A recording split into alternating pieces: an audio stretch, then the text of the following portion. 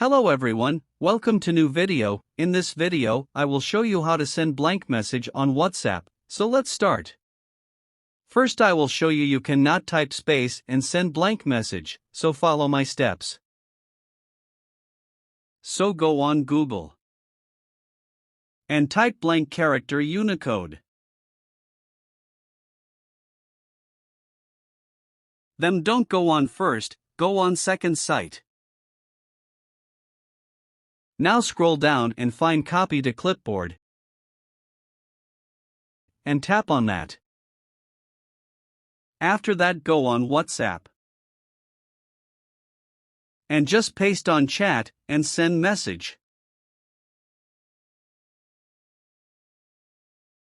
So that is it for this video. If this video like you, leave a like and subscribe for more tutorial like this. Goodbye.